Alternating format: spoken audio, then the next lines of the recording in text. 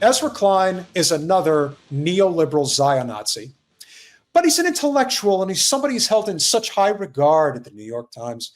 And of course, he decided that he had to put out a statement, a video statement regarding Fuentes, as if the intention isn't to draw more attention to him, that draws more attention to him. You get the idea. If by the stroke of good fortune or just being a normal person, you had not heard of Nick Fuentes until this month. What the fuck is it with people and mispronounce, especially these pseudo-intellectual shitbags? What is it with the mispronunciation of other people's names? Why do they feel the need to do that? I am very lucky to have the most white Anglo-Saxon name ever, Peter Grant Hager. It's really hard to fuck that one up. But when it's an ethnic name, like Fuentes, just like Mondami, you think that's by accident? No, it's because a person like Ezra Klein does not see someone like Nick Fuentes on his level. And I'm not saying that he is. I am not here to defend Nick Fuentes at all. But I can call a spade a spade. It is pretty obvious what he's doing here. You'd have to be blind not to see it. Chances are you've heard of him now. Nick Fuentes is odious and despicable. He's what I would call a racist. He's just this troll. Nick Fuentes has said a long list of very vile things. Big time. He's a booger-eating, white supremacist Holocaust denier. The reason everybody's talking about Fuentes is Tucker Carlson, who is arguably at this point the most significant media figure on the American right, hosted Fuentes, a person he has feuded with in the past, for a very friendly 2-hour chat. I wanted to meet you. I've heard about you. I've heard about you. About the problem of Israel, about the problem of American Jews and whether or not they fit in this country or their loyalties are elsewhere. If you're China first, you should live in China. If you're Mexico first, you should live in Mexico. If you're Israel first, maybe you should go live in Israel. I didn't realize that this was such a controversial statement, but probably one that really is pissing off the powers that be. And as I've said, this is the thing that's so interesting about ceding so much territory to this guy who has made extremely outlandish statements. But he's right on this big issue. And because very few people on the populist left are truly getting it right, no pun intended, when it comes to dealing with this issue, that is the state of Israel, and especially pushing back against their party, they can say that they're going to stand up to this movement. But you know what? It's kind of like we said earlier in the show this evening regarding Marjorie Taylor Greene. Marjorie Taylor Greene puts her money where her mouth is and actually does action. Whereas other people in positions of similar power just bitch and moan and claim that they care deeply. But they won't actually do anything to change the fortunes of this country or those abroad, particularly in Gaza. And you wonder why the populist right is going to be just fine without the Donald leading the way. The America First Party, which is being formed as we speak, it'll be interesting to see who truly controls the reins of it going forward. But if people are not careful, somebody like Fuentes is going to lead it, and he is going to be very powerful. He's already got an ego the size of Trump's. Now imagine what'll happen if he takes real power. This is why we have to talk about this. But as I said, Nick's not wrong. And of course, Ezra's not going to say a word about it, is he? It was the kind of conversation you would not have heard among mainstream figures on the American right in recent decades. What we are watching is a very old strain of the right vying for control of its future. This right goes back to Pat Buchanan. It goes back to Charles Lindbergh. The idea that the right should be an ethno-nationalist coalition. Once again, making a false statement based on the fact that this is a desperate nation falling apart and people don't know what the hell to do, which is why strong men, bigots, if you will, even, get to the front of the line and preach a nationalistic message because people can't afford to live, Ezra. But no, you're not going to frame it that way, now are you? No, you're just going to say that it is all about the political right being racist and bigoted, and that's all they're good for. This is the divide and conquer strategy that Candace was talking about earlier, and forming those necessary alliances to avoid those pitfalls and to cede the real estate to those like Nick who might do harm. And a person like Ezra, he is hoping against all hope that that's what happens. Why? Because in his mind, it's good for his career. You see, as we said regarding Ben Shapiro and Mark Levin, they can't reinvent themselves. Incapable. Ezra Klein is in a similar spot. Who the hell wants to listen to him other than rich, uber, pro-war, bigoted in many cases themselves, intellectuals in super liberal cities like New York and Washington, D.C.? That's who he caters to. But again, it's a dying industry. So he's hoping that this works. I don't think it's going to work. In fact, the only thing it's going to do is give more power to Fuentes, which he may say is the complete opposite intention of what he's trying to do, but I'm not buying it, and neither should anybody else. Which doesn't have room for immigrants, very much does not have room maybe for Jews, that is really not comfortable with anyone who's not what they call a heritage American. We do need to be Christian. We do, on some level, need to be pro-white, not to the exclusion of everybody else, but recognizing that white people have a special heritage here. Now, the one thing I will say about Nick's commentary regarding this pro-white message that he's pushing, I want to be very clear when it comes to why this message is landing as well as it's landing. I have paid very close attention for the past decade to the anti-white, if you will, messaging that does come from the furthest corners of the over-woke left in politics. Now, in the grand scheme of things, how much do they actually make up of the political messaging? The DSA people. We've seen the clips of the DSA conventions where the people complain about the noise being too loud and ceding certain amounts of real estate, if you will, politically to people who are not white because that's what needs to happen. I remember the comic book of Superman being gay. Again, shock treatment is essentially what they're going for. But to say that this is a problem because people happen to be white is a poor excuse for saying that the system is broken. And yes, a lot more white people benefit from it than any other creed or culture. That's a fact.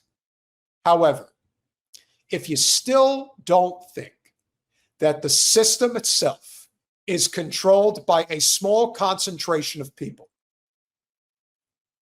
I don't know what you're looking at. But that is why Fuentes' message is landing. When people get desperate and then they're being told that this is the reason why it's their fault, it's inevitable. It's not hard to see why. We just have to be objective about all of this. It doesn't make him right, but you have to be able to see it for what it is and why it's happening. Don't ignore it, or you will be sorry. He's going to get bigger and bigger and bigger and more powerful. And the second Trump is no longer in control, watch out. As Americans, This has been a logic and an ideology that Trump has broken into the mainstream. That's what we're all about, America first. And that is now following itself to its full expression. If you buy into this, well, it has a place it goes. And now we are seeing more figures on the American right truly going there.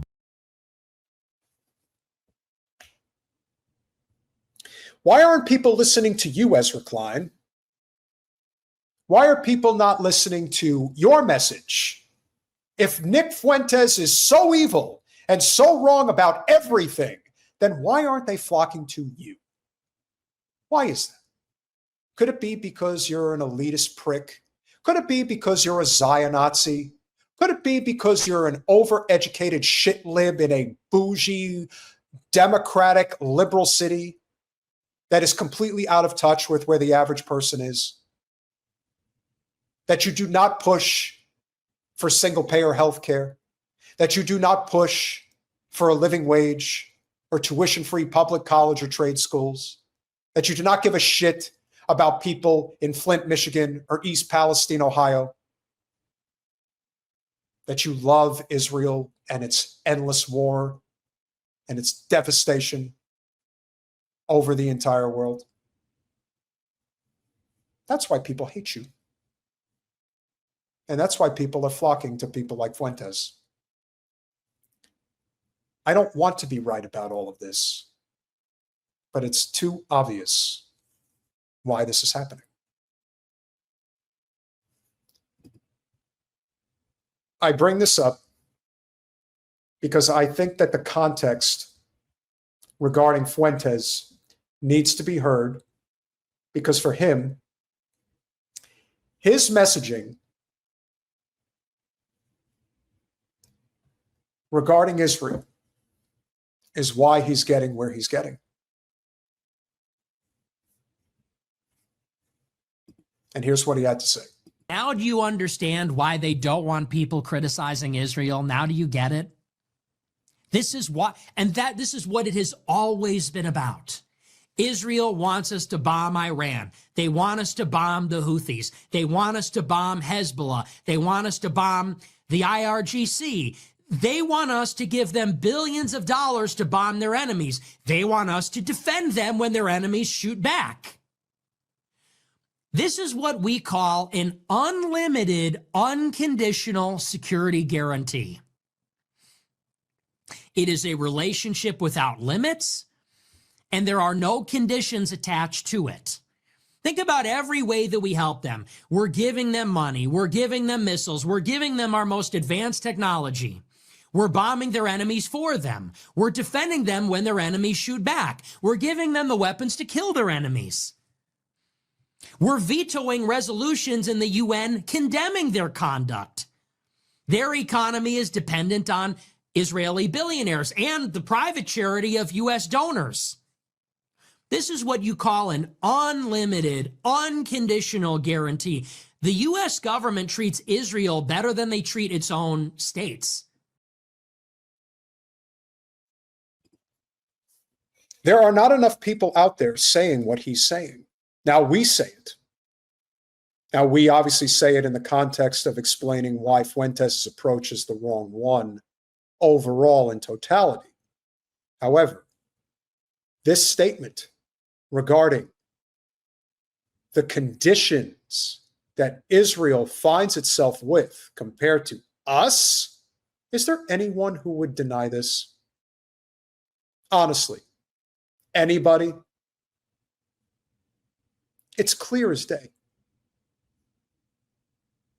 They get away with mass murder. I was going to say murder, but no, it's mass murder.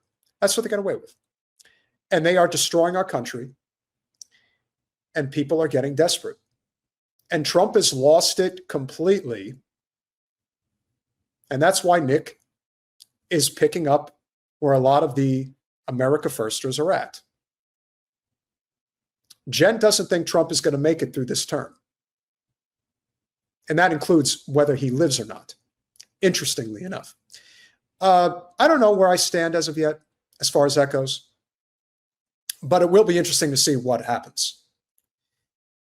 I am not sure how this is going to end. But however it does, for Trump in particular, it's not going to be good. He's running out of places to go. Now, he has his loyal following for sure. But he's now made enemies of Massey. He's made enemies of MTG. He's making enemies of Candace and Tucker. And pretty soon, if he hasn't already, made an enemy of Nick Fuentes. And that is just more of the same. Continue to build itself out.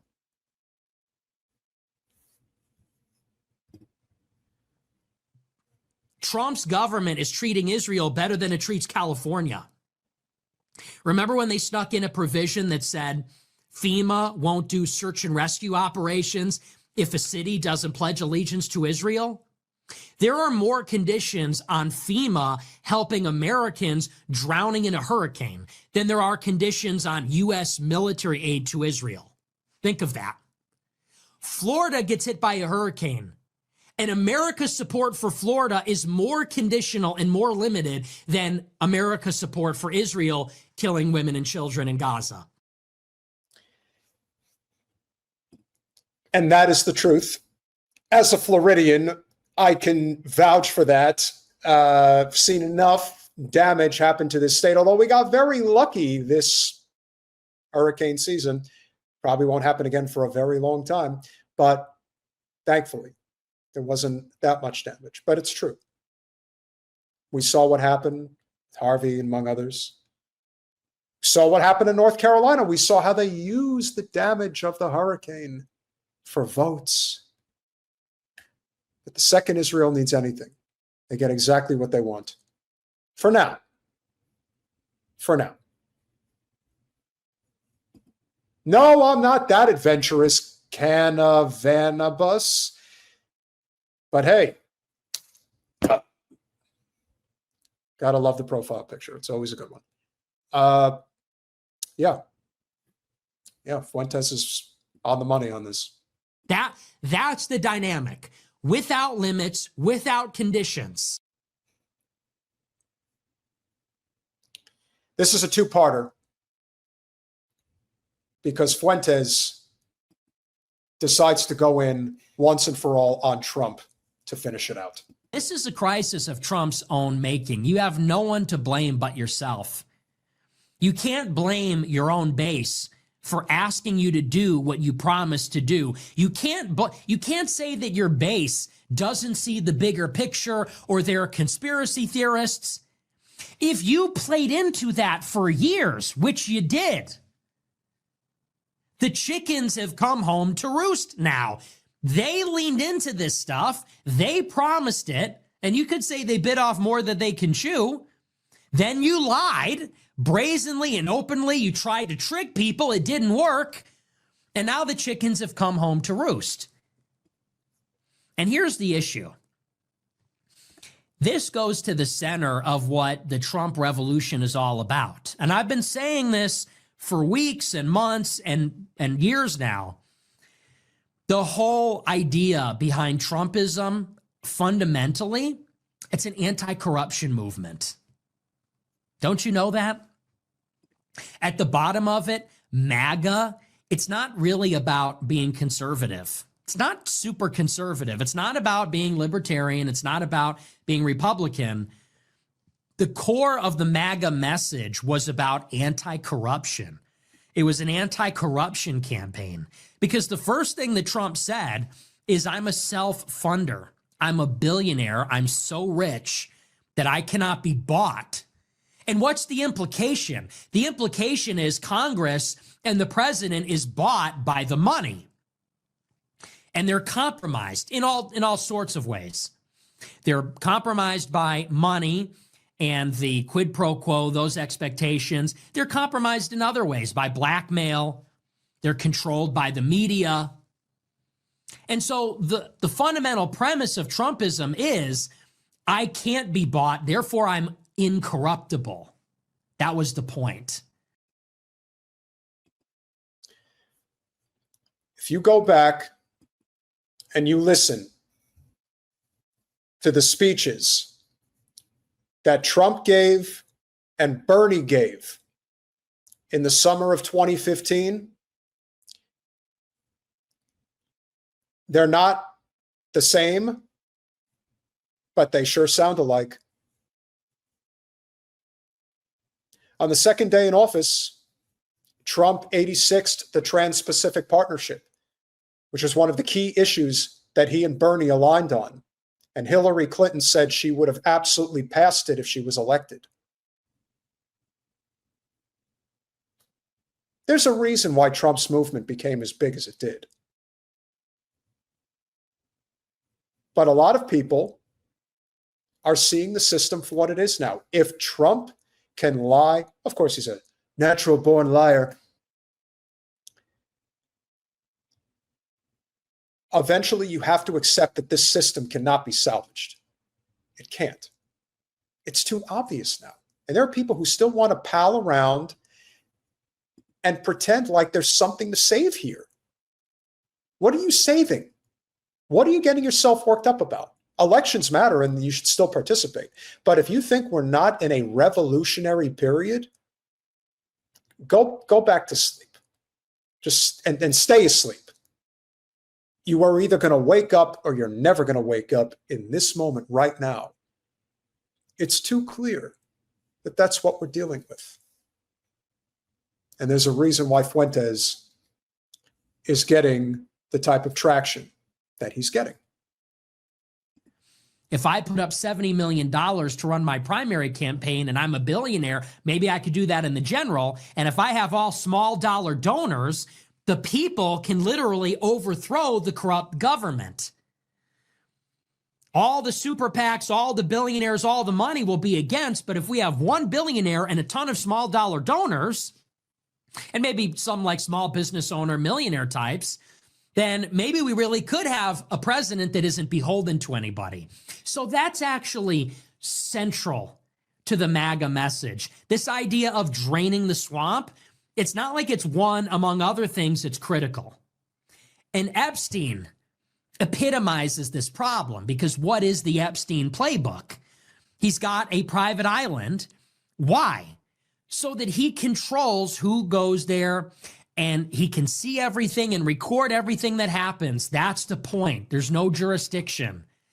He's got a private island. He's got his townhouse in Manhattan rigged with cameras and microphones. Why?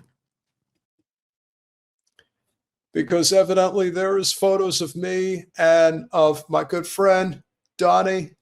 Yeah, that's right. You're totally calling it. And we were doing some really inappropriate things.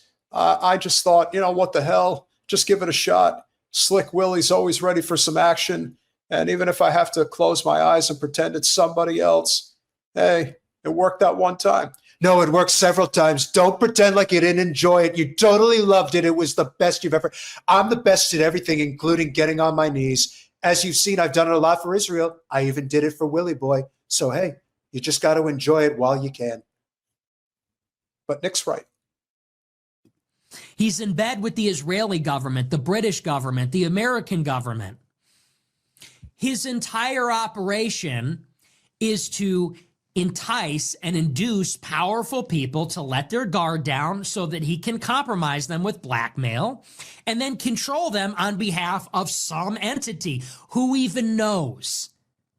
Probably Israeli intelligence. But honestly, who knows?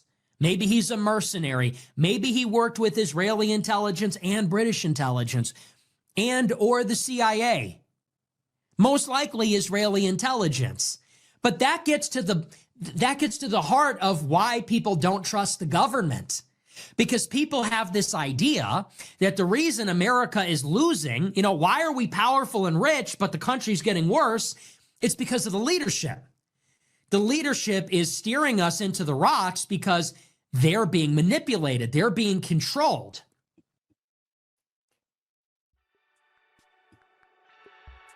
One nation under blackmail.